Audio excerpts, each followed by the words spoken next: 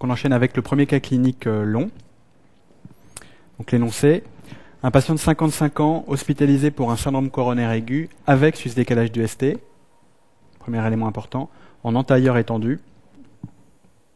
Donc hospitalisé a priori dans un service de cardiologie. Ses facteurs de risque cardiovasculaire, un tabagisme a priori actif et une dyslipidémie. Il a été traité de son infarctus par une thrombolyse à la 2e heure, donc dans un délai précoce. Il a ensuite été coronarographié, dilaté et stenté sur l'IVA, l'artère interventriculaire antérieure, sur son segment moyen, qui était sténosé avec une sténocérée, avec un bon résultat final. Son traitement actuel est le suivant: antiagrégant plaquettaire, l'aspirine à dose de 100 mg par jour, clopidogrel, deuxième antiagrégant obligatoire lorsqu'on est porteur d'un stent, mais qu'on a dû arrêter pour des saignements importants. Il est également sous bêta-bloquant et sous inhibiteur de l'enzyme de conversion. L'histoire actuelle, le patient est retrouvé inanimé par l'infirmière alors qu'il l'avait appelé quelques secondes avant. À l'examen réalisé par l'infirmière, absence de pouls, absence de tension artérielle, un patient a priori inconscient, ne semblant pas respirer. Vous êtes donc appelé pour venir en urgence voir ce patient. Première question, quelles sont les complications de l'infarctus en phase aiguë? Alors, deuxième question, quelle est la cause la plus probable de l'arrêt cardio-respiratoire présenté par ce patient? Troisième question, interprétez l'électrocardiogramme suivant. Quel est alors votre diagnostic et quels sont les éléments manquants? Quatrième question, quelle est votre prise en charge initiale? Question suivante, votre prise en charge est efficace et le patient récupère un pouls, une pression artérielle convenable. Quel examen complémentaire allez-vous réaliser? Dans quel délai? Quel facteur a pu favoriser l'épisode actuel? Question suivante, le patient récupère, rentre chez lui quelques semaines plus tard. Quels sont les examens non biologiques qui serviront pour le suivi cardiologique? Question suivante, en cas d'arythmie de ce type, plus de 4 mois après l'infarctus, ici 6 mois, quelles seraient les options médicamenteuses et après quelle vérification? Dernière question, que devez-vous proposer au patient en plus des médicaments en l'absence d'évolution sur le réseau coronaire? Première question, les complications aiguës de l'infarctus, elles sont nombreuses. Là aussi, il y a beaucoup de choses à dire, donc il faut bien structurer votre réponse. On commence toujours par le décès, qu'il ne faut jamais oublier. Ça peut valoir un 0 s'il est oublié. Autre complication, les récidives. Des patients hospitalisés, même sous traitement, peuvent refaire un infarctus, comme c'est probablement le cas chez ce patient, en rebouchant leur artère coronaire qui avait été dilatée quelque temps auparavant. Ensuite, il faut commencer par les complications rythmiques. La première, les arythmies ventriculaires. C'est probablement ce qui arrive à ce patient. Donc là, c'est bien sûr la fibrillation ventriculaire, responsable d'un arrêt cardiaque. Ça peut être également une tachycardie ventriculaire qui elle-même peut être responsable d'un arrêt cardiaque, ou de malaise, ou de syncope, ou de mauvaise tolérance. Il peut s'agir simplement d'extrasystole ventriculaire. De même, au niveau auriculaire ou supraventriculaire, vous pouvez avoir tout genre d'arythmie, en partant de l'extrasystole jusqu'à la fibrillation auriculaire permanente. Autre complication en phase aiguë, les troubles de la conduction, qui eux sont beaucoup plus graves que les arythmies supraventriculaires. Il y a deux types de troubles de la conduction, ceux qui sont dus à un phénomène ischémique, à une mauvaise perfusion des tissus de conduction, et ceux qui sont dus à une réaction vagale, comme par exemple le BAV complet dans le cas de l'infarctus inférieur. Ici, dans un infarctus antérieur thrombolysé H2 sur l'IVA, en cas de présence de troubles de la conduction, il s'agira probablement d'une lésion ischémique au niveau du faisceau de His, donc des troubles conductifs mal tolérés qui pourraient nécessiter l'implantation d'un pacemaker. Ensuite, on change de catégorie de complications avec l'insuffisance cardiaque. D'abord, toujours l'insuffisance cardiaque gauche, donc il faut dire qu'elle peut être modérée. Il peut s'agir de l'insuffisance cardiaque importante, de l'œdème aigu pulmonaire. Au pire, il peut s'agir de choc cardiogénique. En cas de forme très évoluée, il peut également y avoir de l'insuffisance cardiaque droite. On parle alors d'insuffisance cardiaque globale.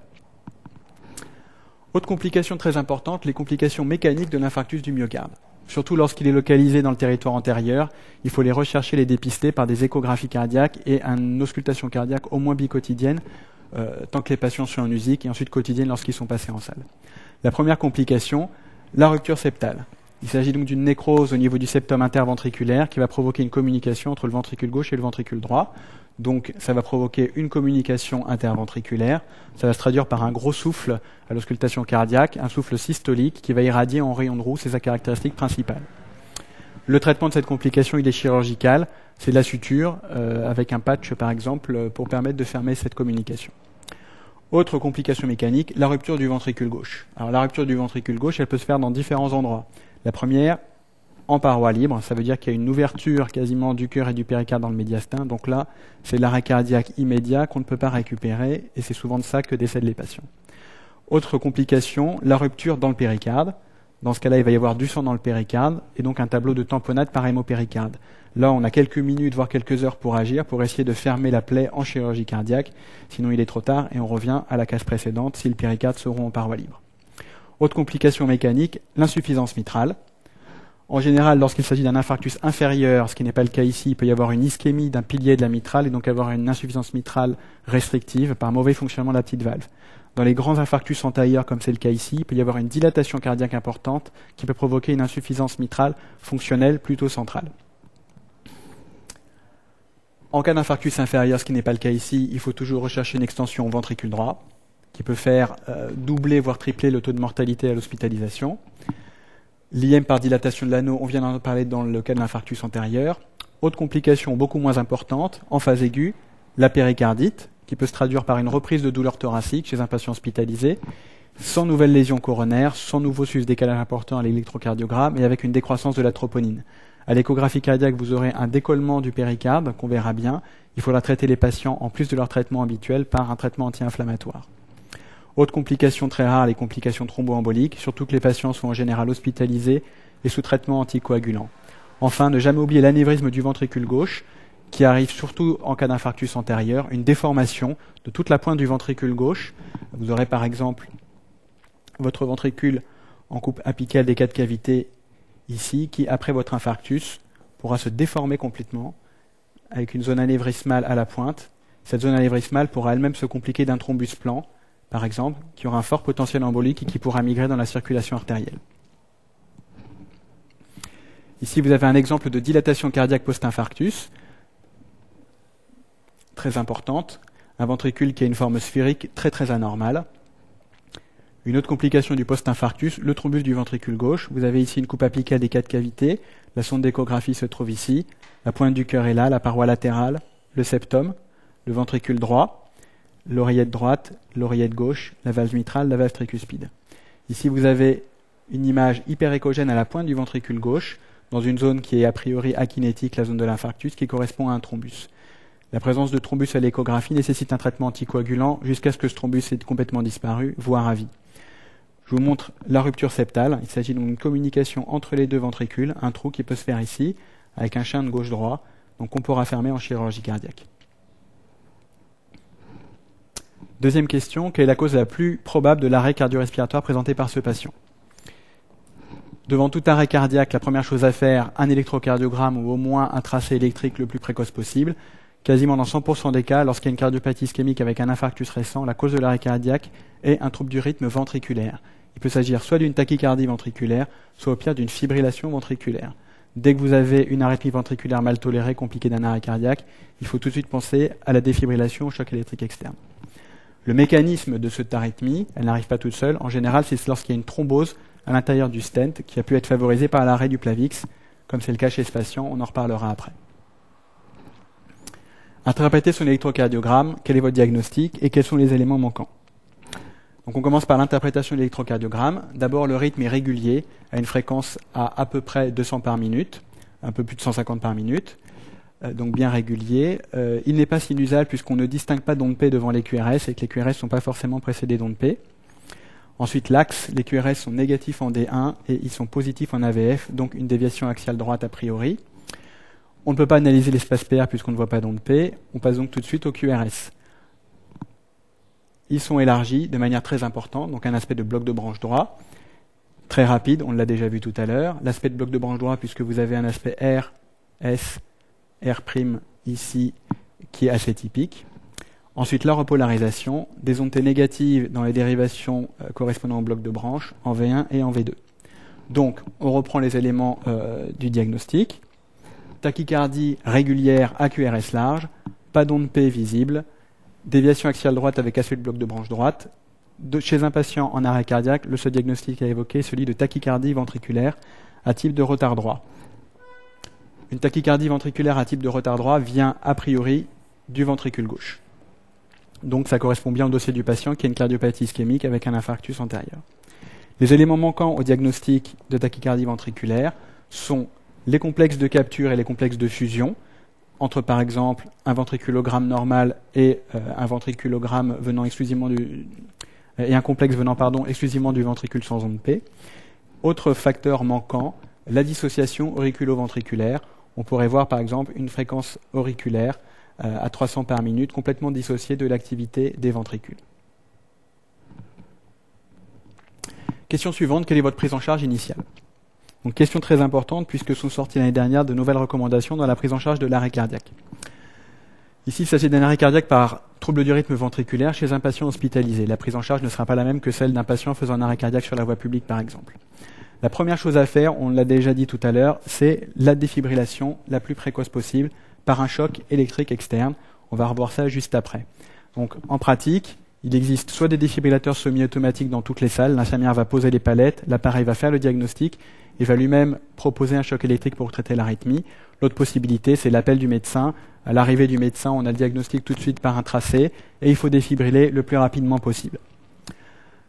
On verra ensuite comment continuer la réanimation mécanique. Il faut en même temps libérer les voies aériennes supérieures, ne pas risquer de déglutition par exemple ou d'inhalation. En attendant l'efficacité du défibrillateur et entre différents chocs qu'on pourra faire si les premiers sont inefficaces, il faudra un massage cardiaque externe. La nouveauté sur le massage cardiaque externe depuis 2006, c'est qu'il faut 30 compressions pour 2 insufflations. Les compressions doivent être profondes, rapides, une fréquence d'environ 100 par minute. Le choc électrique externe, il se fait normalement sous anesthésie générale. Chez un patient en arrêt, l'anesthésie est faite d'elle-même. On commence toujours par 200 joules. En cas d'inefficacité, on augmente la puissance du choc 300 joules, voire 360 joules au maximum, qu'on pourra répéter aussi souvent que nécessaire. En cas d'échec, on pourra injecter de l'adrénaline qui pourra modifier un petit peu la morphologie des QRS, les circuits de réentrée intraventriculaire, et donc pourra potentialiser la réussite d'un choc électrique.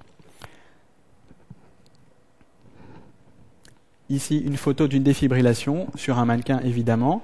Donc vous voyez, il y a une palette sur le sternum, une deuxième palette à la pointe.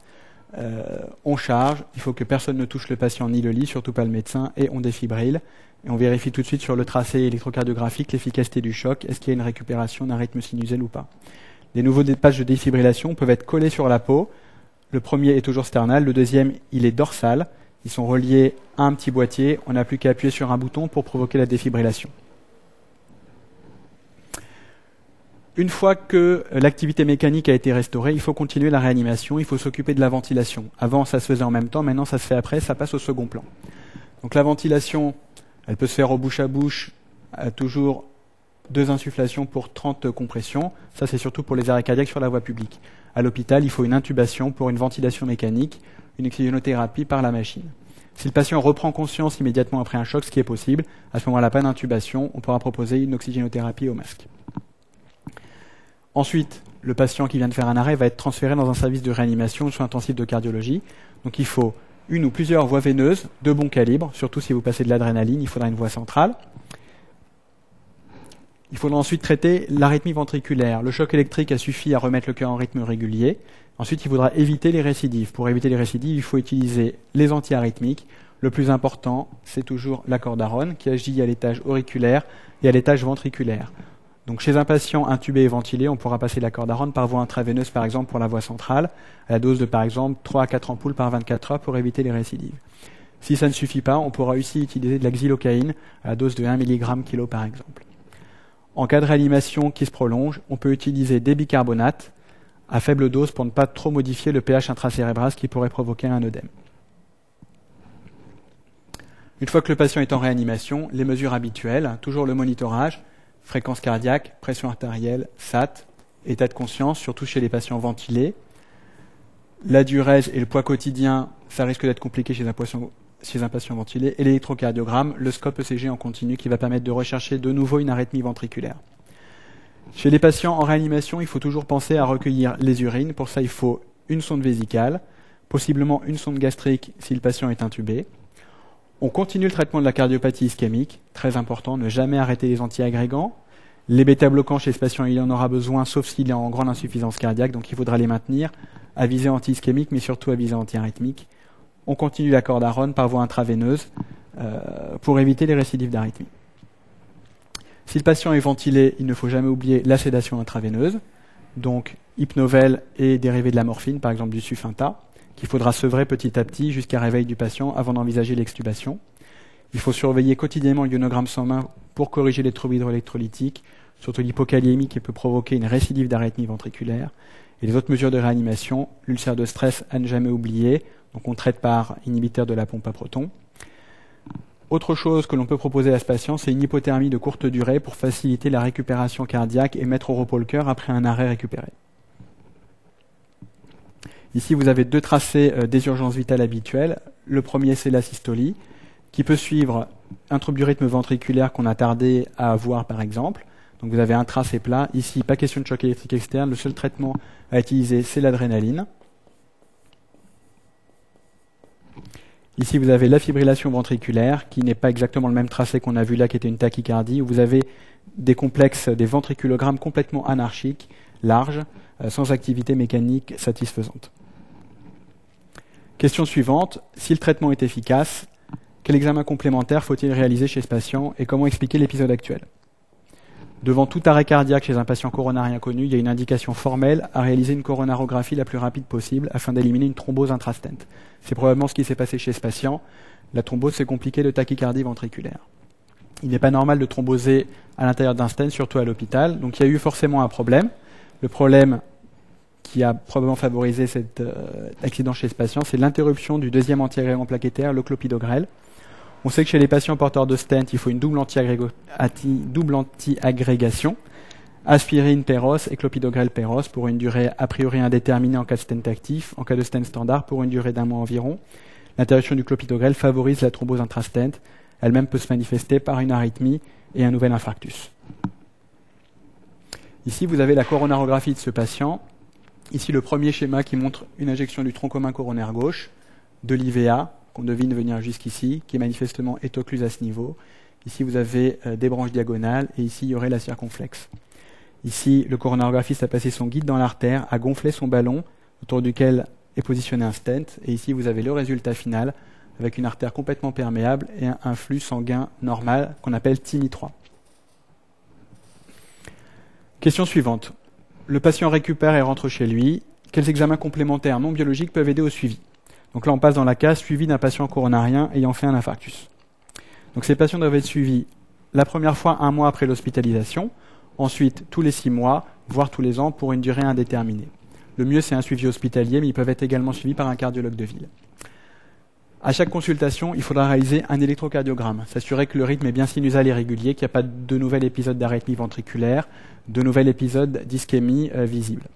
Autre examen important qu'il faudra réaliser tous les 2 à 3 ans, l'échographie cardiaque transthoracique. Il faudra mesurer la fraction ventriculaire gauche, il faudra mesurer la taille des cavités cardiaques, voir s'il existe une augmentation des pressions intracardiaques. Ensuite, il faut rechercher une récidive de sténose coronaire, rechercher de l'ischémie, et pour ça, on pourra faire des scintigraphies, par exemple, tous les 2 ou 3 ans, si possible en arrêtant le traitement pour les démaquiller. Dernier examen qui sera utile au suivi des patients, surtout après un gros infarctus, surtout lorsqu'il s'est compliqué d'une arythmie ventriculaire, Holter ECG qu'il faudra faire tous les 2-3 ans pour rechercher des récidives de tachycardie ventriculaire. Justement, en cas de récidive d'arythmie ventriculaire, plus de 4 mois après l'infarctus, quelles seraient les options médicamenteuses et qu'est-ce qu'il faudra vérifier avant? La première chose à vérifier, c'est l'absence de resténose, l'absence de nouvelle occlusion coronaire, donc il faudra toujours faire une coronarographie en cas de nouveaux troubles rythmiques ventriculaires chez un coronarien connu. Une fois qu'on s'est bien assuré qu'il n'y a pas d'artère à revasculariser, il faudra voir comment on peut traiter ces arythmies ventriculaires par les médicaments. Le premier traitement des arythmies ventriculaires, les bêta-bloquants. Ils sont normalement utilisés systématiquement après l'infarctus du myocarde, à visée anti-ischémique, mais aussi à visée anti-arythmique. Il faut donner la dose maximale tolérée, la dose la plus chronotrope possible pour que la fréquence cardiaque soit aux alentours de 50 par minute. En cas d'inefficacité, s'il persiste de l'arythmie documentée sur un Holter sous bêta-bloquant, on peut rajouter de l'amiodarone à la dose de 1 comprimé par jour, par exemple. Dernière question. En cas de persistance d'arythmie alors que le traitement médical est maximal, que proposer? Le défibrillateur automatique implantable. Vous avez ici sur une radiothorax le défibrillateur qui est logé en pectoral gauche avec une sonde qui va aller à la pointe du ventricule droit, qui est une grosse sonde qui est vissée à la pointe du ventricule droit. Elle va détecter les arythmies ventriculaires, transmettre un message au boîtier qui, en réponse, va pouvoir délivrer un choc électrique interne de faible intensité pour remettre le cœur en rythme sinusal. L'intervention, c'est une anesthésie locale au niveau sous clavier gauche, par exemple, chez ce patient. On positionne par voie veineuse centrale les sondes de défibrillateur, on les relie au boîtier sous-cutané. Ensuite, le patient doit être endormi. On déclenche une arythmie par stimulation ventriculaire programmée et on vérifie l'efficacité du défibrillateur. En conclusion sur ce dossier, très important, une cardiopathie ischémique compliquée d'arrêt cardiaque, il faut bien que vous connaissiez toutes les complications de l'infarctus, surtout les complications aiguës, mais également les complications tardives. Il faut bien connaître le traitement de l'arrêt cardiaque en intra-hospitalier, puisque de nouvelles recommandations sont sorties il y a maintenant 1 an. Il ne faut jamais arrêter les antiagrégants plaquettaires chez un patient coronarien connu, sauf après avis cardiaque spécialisé et après éventuellement des examens complémentaires. Et surtout, bien connaître les nouvelles techniques de traitement des arythmies ventriculaires, surtout chez les coronariens, les antiarythmiques d'accord, toujours, et surtout le défibrillateur automatique implantable, qui a maintenant des indications de plus en plus larges, de plus en plus de patients en sont porteurs. Et bien sûr, ça nécessite qu'on maintienne les antiarythmiques pour éviter les arythmies ventriculaires, pour éviter que le défibrillateur ait besoin de marcher.